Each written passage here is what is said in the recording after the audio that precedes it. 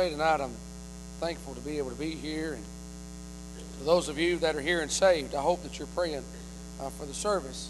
If you're here and lost, I hope that you will listen not to what I say, but to what God says.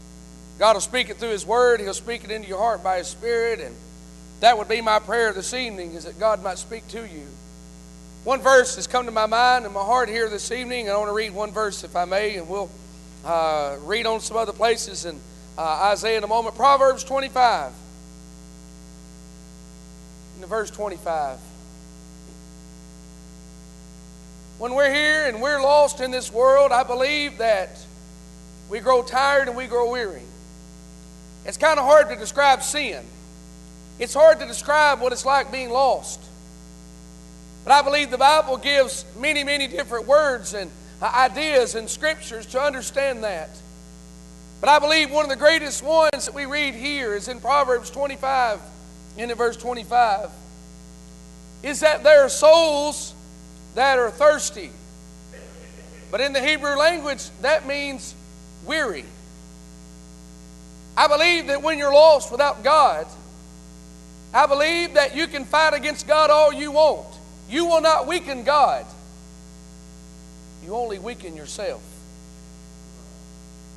But the good news is, and I love what Solomon said, as cold waters to a thirsty soul, so is good news from a far country. Tonight, if you're here and you've got a soul that's gotten weary, if you're here tonight and you've got a soul that has been resisting the power of God, as God might trouble your heart, I know what it's like that you get weary. I know what it's like to fight against that. But if you'll read in the 9th chapter of Acts, the Bible teaches us where the Lord began to speak unto Saul on the road to Damascus. And and Saul began to ask him, he said, "Who art thou?" And he said, he tells Paul in these words, or Saul it was before he was converted. He tells him, he said, "Why do you kick against the pricks?" And you know, those pricks are what they would take the livestock and they would put them in their pens. And you know, when the livestock got agitated, they would start kicking, and those pricks would be right there. And what would happen is every time they would kick against the pricks, they only inflicted pain upon themselves. When you resist God, you are not changing God. You are only inflicting more pain on your soul. Tonight, the good news is to a soul that's weary, the Bible's going to show us that there's good news from a far country. It's not from this country. It's not even from a country of this world. There's a faraway country, I believe, a heavenly country that God has prepared. And there's good news that comes from Him. It's not from me. I'm just a messenger tonight. It comes from God. And you know, tonight we can see that just like cold water to a thirsty, troubled soul, so is good news from a far country. If you're here this evening and you're unsaved, you don't know God, I pray that you might see that God can provide a water for you that nobody else can. God can give you satisfaction in your soul like nobody else can. And as Isaiah chapter 12, listen to what happened here in Isaiah chapter 12. God's people begin to rejoice because they found a well that could not be seen with the eye. We all know how wells work. General idea is there's water that's beneath the surface that cannot be seen. But I assure you that when you have an experience and when you get to where that well is, you know that that well is not dry. You know it's real. Tonight, God cannot be seen. But I can tell you that well's not run dry yet. I believe that you'll see already this week that God has manifest His power upon us. If you're here and lost, I got good news from a far country. You still have a hope. You still got an opportunity in your life that you might things right with God in your soul. And it's like cold water to a thirsty soul. You know what happens when you get weary and tired and you get just worn down with the God convicting you and convicting you and convicting you? If you've ever been wearied with anything, it's hard to get your mind off of it. When I was lost, I would laugh with you. I would cut up with you. I might say all these things. But I tell you, in my soul, I knew that there was trouble there. And when God has caused your soul to be weary, I know that you don't have any rest. I know that you don't have any peace. But God does not intend for it to stay that way. God intends for you to find peace. Is your soul weary tonight? Listen to what Isaiah said in the 12th chapter. And in that day thou shalt say, O Lord, I will praise thee, for thou wast angry with me. God's countenance has changed a little bit. Thine anger is turned away, and thou comfortest me. Listen to what he says. Behold, God is my salvation. I will trust and not be afraid. Tonight, I know exactly what it's like to sit in a service like this tonight and all week long. Is that when your soul gets to a point, it's like it is here, that it is afraid. What are you afraid of? The Hebrew language actually goes a little further to say it's something you dread. I can tell you this, when I was lost and my soul was weary, I dreaded going to church.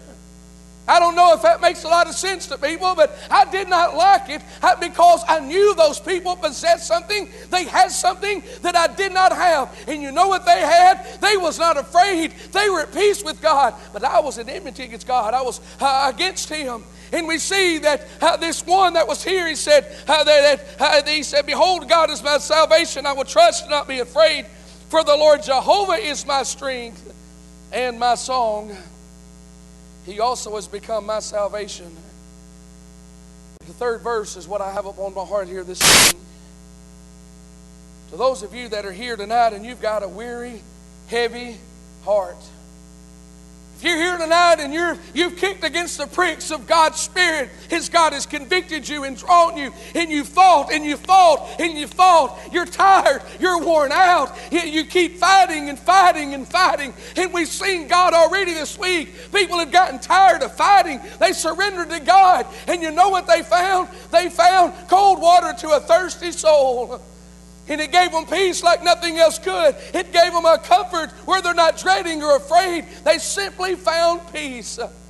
And we see here that he says, Therefore with joy shall ye draw water out of the wells of salvation. You know, here tonight, all of us that are saved, we're going to sit here and we can tell a lost world that when God saved our soul, we found a well. And when we found that well, it did not bring sadness in our life. It did not bring doom and gloom. Brethren, it brought joy into my heart. It brought happiness in my heart. It brought a peace that surpasses all understanding. And tonight, if you're here and lost, your heart is weary, your soul is troubled deep down inside, I want you to know God will not let you down. God will not disappoint you. If you'll seek after Him, there's a well that is far beyond any plane of this earth, that runs deep down beyond the sight of man. And it is something today that when you reach down in that well, you will find joy. And you know what? Joy is the opposite of what we're talking about. That troubled soul is troubled tonight. I know you are. I know you've been fighting against God. I know what it's like. You do that over and over. But you know what? I got good news to you. I got good news is that God has a well provided by man. Ever since the beginning of time, God has provided a way whereby man might be able to find comfort to the trouble that He has bestowed upon himself. And I want you to know, every time that man sins and causes trouble upon them, God provides a way to find comfort. Ever since Adam sinned against God, God provided a way. And we see here that therefore with joy, ye shall draw water out of wells of salvation. What do you think when you think about water? You know, water is something that's going to purify. I believe tonight that there's something that's not seen by the natural eye that can purify your soul that's heavy tonight. I believe there's something that you cannot see with a natural eye, but you will feel it, you will experience, it will purify you. Not only does it purify, but water is that which cools when something is hot. Hell gets a hold of you and the flames of hell reach up on your soul. I want you to know there's a well tonight that can cool your soul where you will not feel the flames of hell anymore. That's much what we talked about even last night. is that God can give us something where we're not afraid anymore. God, today, joy in my heart is I'm not worried about the flames of hell. I'm not worried about dying and then enter into that place that God has prepared for the devil and his angels. I am not afraid of that, because there was a night, March the 18th of 1995, when I got into a well. I found out God gave me something nobody else could. And it said with joy there. But I want to tell you something else about a well. Naturally, it's going to have water in it. You know what water will do? It'll soften even the hardest of hearts. You know, not long ago when all the trees were blowing over, and you know, I know the winds got pretty rough at times, but one of the greatest problems was the ground got so wet, and it would soften up that they could not withstand the wind. You know what John teaches us about the Spirit? It's like the wind. It bloweth where it listeth. Church, I'm going to tell you something about the power of God in this well that God has allowed us to drink of. It can soften even the hardest of hearts, where they too will be affected by the moving of the Spirit of God. Tonight, if you're here and your soul is weary, I'm praying that a well of water might pour out on your soul in that hard heart, that old heart that is resisting against God. You know, a hard heart just means that you put up a fight.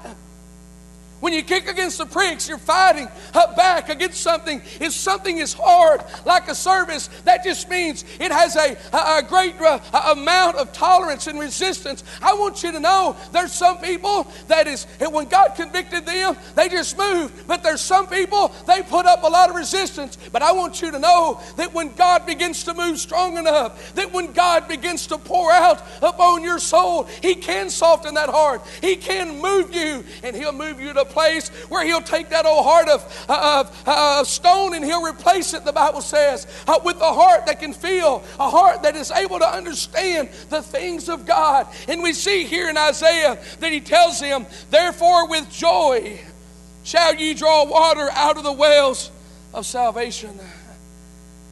And it says, and in that day ye shall praise the Lord, call upon His name, declare His doings among the people. You know what He said when He says declare His doings among the people? When He says declare, that means to know. Here goes that preacher again. It bothers you when you're lost and you keep hearing those people say, you mean there's something you can know? Yes, there is. I want you to know that there is a well tonight that can satisfy the thirstiest of souls that are here. There's a well tonight that is not going to run out. You can light up every lost sinner in this world, and I want you to know we're not going to pass out numbers and give random ideas because first come, first serve, it's going to run out. There's enough of God to go around to an entire world that's lost without hope. That includes you that are here. There's enough. He's not running dry. This is a well that runs deeper than anything in this world. And Isaiah said, why don't you go declare His doings? Make mention that His name is exalted. Sing unto the Lord, for He hath done excellent things. This is known in all the earth. And He says, cry out and shout, thou inhabitant of Zion. You know, the Bible in the Old Testament talks about Zion being the church. You know, the Bible says when Zion travails, she'll bring forth sons and daughters. If there is a group of people that's in this world that ought to be shouting and singing the goodness of God, it ought to be those that have tasted of that water that comes from that living well.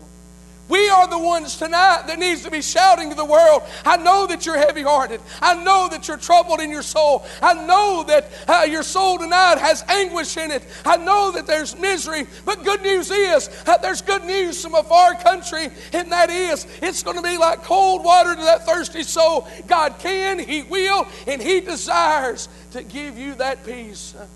And we see here in Isaiah, He tells them, He said, cry out and shout. Why do you cry out and shout? Because when God's goodness is seen and God's goodness is felt, it's kind of hard to contain it. But you know, in John chapter 4, preacher, that's the Old Testament times. There's a man by the name of Jacob. If you want to turn over to John chapter 4. Jacob was a man, and I'm not going to get into it in full. Had a large family, had a lot of livestock, a lot of a lot of things that water was needed in abundance. And you know, he had something that was good, but God has something that's going to be better. You know, tonight the world has an answer for you that are lost. For those of you that may be here tonight and your heart is anguished, you've got pain and sin and misery, I want you to know the world has an answer. But God has something even better than that. He has something that will last. And we see here in John chapter 4 that it said Jesus began to come to this woman that was at the well. And you know, I believe that there's a lot of people tonight that are here and lost. You're in this same situation as this woman that came to this well. She had needs in her life. She had sin in her life. I believe she was weary. I believe she was tired. I believe she was worn out. But thanks be unto God, Jesus came across her path. Tonight, if you're here and lost, you better be thankful that Jesus is passing by here, because he can supply your needs. John chapter 4 it says, wherefore the Lord knew how the Pharisees had heard that Jesus made and baptized more disciples than John. Though Jesus himself baptized not, but his disciples, he left Judea and parted into Galilee. And I love the 4th verse. And he must needs go through Samaria. You know what it means when Jesus said that he must needs? There was a reason he needed to go through Samaria. You pull out a map, you see where he was, you see where he was going. There was 3 different ways Jesus could have gone. Why did he go through Samaria? There was a woman in need. Why is Jesus here tonight? Why have we seen God's Spirit pour out upon these services, service after service after service? Why are we seeing God, his well of water, just begin to pour out upon us? Why are we seeing that? Just like the woman in Samaria, there are people in this world that are gathered here. They have needs. You know what I love about God? He can meet every single one of them from one simple well. One simple well can take care of all the world's problems if they'll just simply come. He said, I must needs go through Samaria. More specific, he says, then he cometh to the city of Samaria, which is called Sychar, which in the Greek language means drunken. It's a city that was built under a curse. It's a city that nobody else wanted to be a part of. It was known for wickedness. But Jesus visited there too. Tonight we all have sin and wickedness in every one of us. But you know what? Jesus still is going to visit us. By his Spirit, he will cry out to your soul. I believe that you'll see that as Jesus was going through Samaria to Sychar there, it said, near the parcel of ground that Jacob gave to his son Joseph. Now Jacob's well was there. Jesus, therefore, being wearied, sat thus on the well, and it was about the 6th hour. Here's what's going to happen. This woman's going to have a need in her life. She's going to come across Jesus, and she don't even know. I'll tell you how God works. I always think about in the Old Testament when Abraham and Isaac was going up the mount, how they took off on faith on one side, believing that God was going to deliver. I firmly believe that on the other side, God was sending that ram up the other side to get caught in a thicket. You see, God works on both ends of this. God's providing a way. He sees you walking up that mountain in faith. He knows that you're here tonight and you're lost. He knows that you have a need in your life. He knows if you're going to seek after him. He knows if you've got a soul that's weary and thirsty tonight. He knows these very things. But there's joy in this well of salvation that you can experience this night. And as this woman was here, we see here that he began to be weary. And he began to come to this woman there that had these needs. And he listened to what happened and said, and there cometh the one of Samaria to draw water. Jesus saith unto her, give me to drink. You know, Jesus could have drawn it out himself. But he becomes the asker for just a minute. Isaiah chapter 1. Remember what God said, come now, let us reason together. God is sending out the invitation, asking us to do something. Let me ask you a question. if it's a quarrel or however you want to word it, if we offend God, shouldn't man be the one approaching God, asking God to forgive? But God is so merciful. He comes to us and asks us to come now and let us reason together. Lost friend, Jesus is speaking in the very quiet of your soul, even this very second. He speaks to you and He begins to say, give me to drink. I believe that Jesus here, not only was He weary, but He had a desire that they might have this relationship. The reason that God's Spirit is speaking to your heart is because He had something to offer that nobody else could offer. There was a joy of a well of salvation that nobody else could describe. And He asked this woman, He said, give me to drink. But here's the part I love. For His disciples were gone away into the city to buy meat. Normally the wells were a great meeting place. Different times of the day all the people would gather together. But there come a point where nobody else was around except this woman and Jesus. I believe with all of my heart that when God is convicting your heart and God is trying to tell you that there's good news from a far country to your soul that's weary, I believe that if you're going to find that peace with God, everybody else is going to be in the city buying meat. It's going to be just you and Jesus. You know what? I'm glad it is that way, for I would mess it up if I was standing there. I would try to modify it a little bit. And you know what we do as human beings? We try to help God out. The one that made us, the stars in the sky, we want to help God out. Brothers and sisters, no offense, God doesn't need our help. He can speak to a soul a whole lot better than I can. We can preach Jesus. We can point him to the Lamb of God. But there's a point that it's just Jesus and this woman and her needs. But you know, I want to ask you something. Jesus was God in the flesh. Did He know the needs this woman had? Yes, He did. He knew it before He ever went into to Samaria there. He knew her needs. She thought she had her sins concealed. She thought her soul that was weary, that was tired and worn out, that had fought against sin. She thought nobody else knew what she knew, but God does. You can sit here tonight and you can act like nobody else knows, and that's fine. For you know what? God's not judging the outside.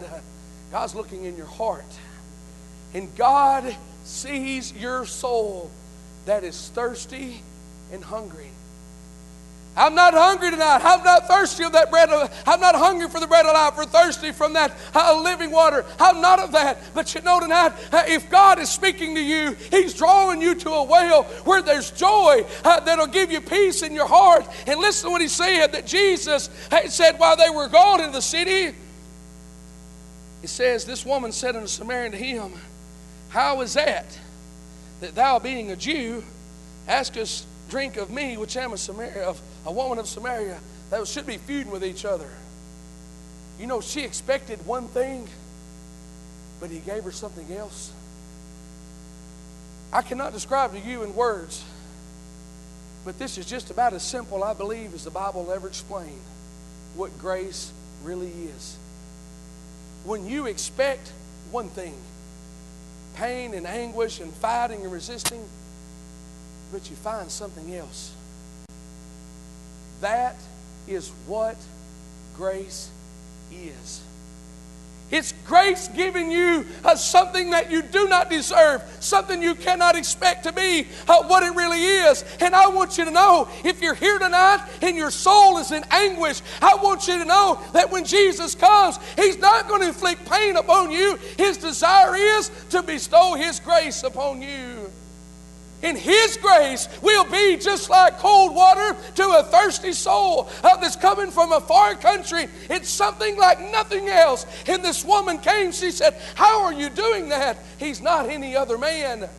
Anybody else probably would have treated her bad, ignored her and kept walking, but He is not another man. He was God in the flesh. I am not just here tonight to tell you these vain babblings. I'm here to tell you what God's Word said. And when God speaks to your heart, I want you to know that He has a desire to have that relationship with you. He desires for that well to be springing up. And you know, this woman, this is what I marvel about her. She wants to put her hands on the well. But he wanted to tell her, remember, a well is going to satisfy the needs. She wanted to put her hands on something. If I'm hot, I can go outside on a hot day like today. I can take water out of a well and I can pour it on me. It might cool you off. But if I'm thirsty on the inside, that's where thirst is. It's on the inside. If there's something inside that has a desire and you pour water over my head, is that going to take care of my thirst? You got to put something in you to take that away. There is not a single deed that you can do in this flesh that'll satisfy a soul that is in anguish tonight. It's going to be something that Jesus will put in you, and it will satisfy. And we see that this woman began to look unto Jesus. She said, "How are you being so kind to me?" She said, "I'm a woman of Samaria." And Jesus answered and said of her, he knew right then she didn't really understand this thing. He knew right then she really wasn't grasping what he was trying to offer. She did not realize who she was in the presence of. Tonight, if you're here and lost and your soul is thirsty, your soul is in anguish, you're kicking against the pricks, I want you to know you really do not understand just what Jesus is trying to offer. If you did, you'd begin to run to him, but instead you run away from him. Why? Because you do not understand. And you know what? I pray that God would reveal it in your heart, give you an understanding just what it is that he's trying to offer. My heart breaks. There's a world dying of thirst, and there's a river just on the other side of the mountain, but they're not willing to climb it. You know what? Tonight, whatever it takes, you better be willing to go if you're here and lost. It said here that this woman, listen what it said, "If thou knewest the gift of God and who it is that saith to thee." He didn't mention anything about the feud. He was trying to bestow grace upon her. God knows all about our sin, and I know that. But you know, before everything else, God's just trying to bestow grace upon us. And listen to what happened. If you just knew who it was that began, he said, "Who it is that saith unto thee, give me to drink, thou wouldest have asked of him." You know what the problem was? She did not understand and realize who is that knocking at my heart's door. Do you remember what it was like when you were lost? You often wondered, God, is that you? I did it for just a little bit, but I want to tell you, it don't take long and God will let you know it's him. Jesus came with an invitation and said, if you just knew. Tonight, God may be speaking to your heart. You may be saying, well, is this the night God's going to convict me?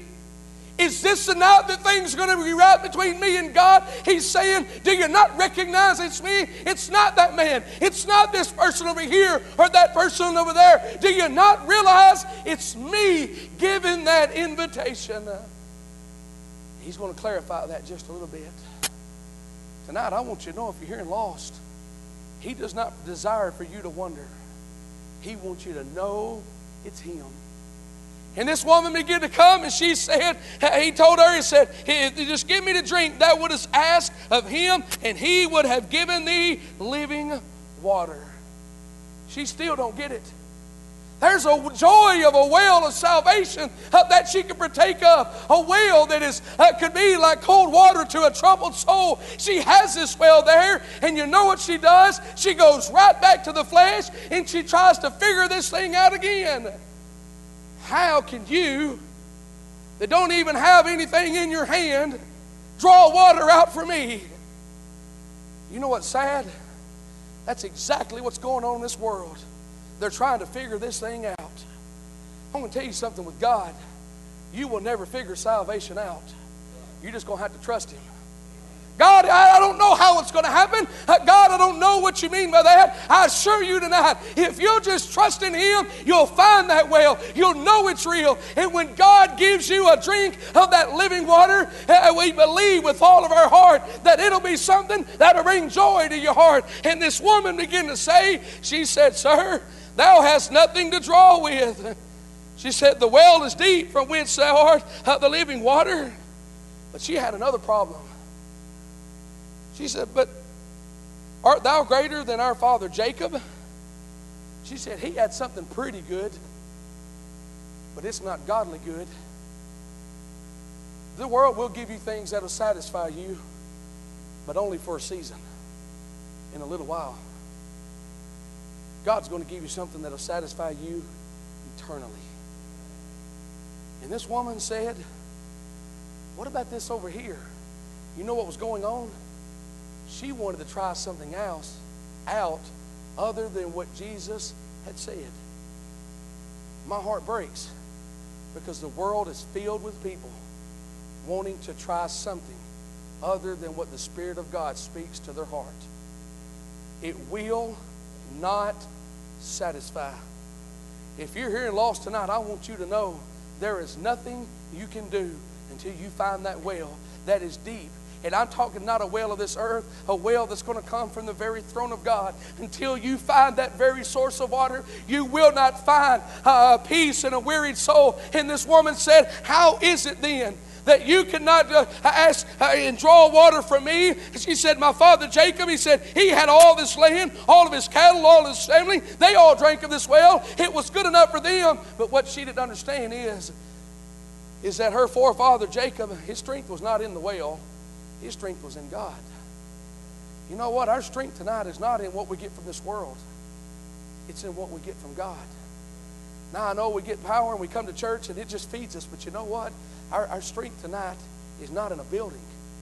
Our strength comes from God. And that's what I want you to know. And this woman, she began to make these excuses here. She said, and it says, it satisfied his children, his cattle. She said, Jesus answered and said, whosoever drink of this water shall thirst again. But whosoever drinketh of the water that I shall give him. So here's the difference. You can either drink of something on the outside, or you can let me put something on the inside. This flesh can never be satisfied. You don't believe me? Look how greedy our world is now. Because you cannot satisfy the flesh. But God's not wanting to satisfy the flesh. That's coming later on. He wants to satisfy your soul. Like cold water to a thirsty, troubled soul that's weary tonight. So it's good news from a far country. There is a well that's flowing with water that'll cleanse. It'll soften your heart. It'll purify you. It'll move you. It'll refresh you. Anything you can think of, that's exactly what this well is. And Jesus said, if you go to the physical well, He said, it's going to come back. Your problems are going to come back. There's one thing about being lost. You can kind of get your mind off of it a little bit, but you know what? It's going to come back. It will. It can come back. You can get your phones out. You can go home. You can talk to your friends. It may kind of go away a little bit, but I promise you, it will come back. And what I mean by that is the pain of sin doesn't go away, but God's convicting power may not come back, but the pain of sin will always be there. But you know one thing about God is when He saves your soul, the power of conviction of sin never returns. Listen to what happened. This woman said unto him, Sir, He's called her attention now. Backing up, it says, but whosoever drinketh the water that I shall give him shall never thirst, but the water that I shall give him shall be in him. I want you to listen. The well's not on the outside. The well's on the inside. It said, in him. It says, but the water that I shall give him shall be in him a well of water springing up into everlasting life. And this got her attention. She said, Sir, give me this water that I thirst not, neither come hither to draw. But before she could, He's going to reveal her sin unto her. Let's hurry along. Jesus said unto her, Go thy way, or go and call thy husband and come hither. The woman answered and said, I have no husband. Jesus said to her, Thou hast well said, I have no husband, for thou hast had 5 husbands, and whom thou hast is not thy husband, and thou saidest thou truly. The woman saith unto him, Sir, I perceive that thou art a prophet. And you can keep reading what's going to happen here. But he reveals her sin. I want to hurry along, and I'll close in just a minute. The wells in Palestine, a lot of them were about 10 foot wide. However deep they had to go to find the water. They were huge wells. And these wells had a little pulley wheel at the top. Some of them were big enough they could walk down in. Some of them were open enough they had a little wheel. You know how some wells work? They had a little wheel on top, a rope, and a bucket. Or actually, they weren't buckets, they were water skins. They would go to these wells. And on the outside of these walls that were made out of limestone, the rope would hang over the edge. And they would lower their bucket down. And in doing that, it would rub a little furrow on the side of the wall. Going up and down, pulling the buckets up and down. And you know what happens? When you would go to a well, you could tell if the water was good by looking how many furrows had been worn out by people going back over and over and over again. Lost soul, you do not know how fortunate you are to be here this very week. For you have seen a well that keeps being gone to over and over and over again. And the good news is, it has satisfied every single one of them. What about those that are saved? Sometimes I got to go back to that well too. Sometimes I have to be reminded that there's furrows that have been worn out in those old wells. These old altars have been worn out year after year, day after day. These altars have been worn out. People have been going to that well, and the reason is they know that if they go there, that God can give them whatever they need. If you're here tonight and you're lost, I want you to know God can give you whatever you need. And you know what's going to happen when your soul is weary? When your soul gets in anguish, when you get weary, usually you get weary when you haven't eaten or drink. You're tired and worn out. You're empty. When you're lost and you're tired and you're weary, your old soul is empty because there's nothing in it. But you know what? If I took a water skin to a well and I lowered it down and I brought up a bug, that's not going to satisfy my thirst, is it? Matter of fact, that wasn't even the purpose of the well. That wasn't even the purpose of the bucket. They both have a single purpose. One is to have a need. One is to supply the need. In your soul right now, God has one purpose for you. And that is to save your soul. Nothing else can He do or desire to do except save your soul. And you know what? Those that have been saved this week, you may attest to this. You take that old bucket when it's empty. You take that bucket when you're tired, and that old soul that's weary, you're tired and you've kicked against the pricks. You've done it over and over and over again. You do these things. You take that bucket tonight. You take those water skins. You come to this well that is the joy of the well of salvation. If you'll just listen to God as He draws that old water skin, it goes down. And that old water skin is going to go somewhere you cannot see it. One of those saved this week told us, they said, well, I just can't describe it. I'll tell you why you can't describe it. You don't see it. You just feel it. But you know what? How do you know when that old bucket's hit water? It gets better. How do you know that bucket's hit water? When it goes down, you'll feel that it has hit that water. Tonight, if you want to know what it's like to get a hold of Jesus, if you'll just surrender your all, you will feel when you find Him. And boy, people always want to say, how do you know? Just let it go. Let it go to where you find that Spirit. Let it go to where you find God. And when that water skin hits that water, You'll know that you've hit it. But that's not where it stops at. What happens if you pull the water skid up where it's got anything in it? You'll know it's empty, won't you? It might have hit it. It might have gotten close, but it still did not pick anything up. There's people that seek God. I believe they've gotten to the very feet of Jesus, but they haven't surrendered their all. You know why? They picked that old water skin back up, and it's still empty. But you know what happens when that bucket gets in the water? You know what happens when that water skin fills up? You pull on it, and you'll feel. The Hebrew writer said that our soul is like an anchor. It's anchored in the rock of ages. An anchor cannot see that rock. But I tell you this, if you pull on it, you'll know it's there. If you're here tonight and you're lost, you'll come to the place where you might find Jesus. If you'll just pull, you'll find out if you've gotten it or not. And you'll know it's real. Nobody will have to tell you that bucket has been filled up. You'll know it. Now, I can tell you how it was for me. That bucket was empty and it came up full, and you're going to feel it. But you know, that's just trying to put it in human terms. You know what? You'll get to a point and you'll know it for yourself. I'm through. Let's get a song. Tonight, are you here and your soul is thirsty? It's anguished. It has pain. You have kicked against the pricks of God. You have turned God away day after day, service after service. You have turned Him away all week. What a wonderful opportunity we have for a well of salvation. That is joy tonight, and it's joy in my heart. Would you listen to God? For God's trying to draw you to a well that you'll never thirst again.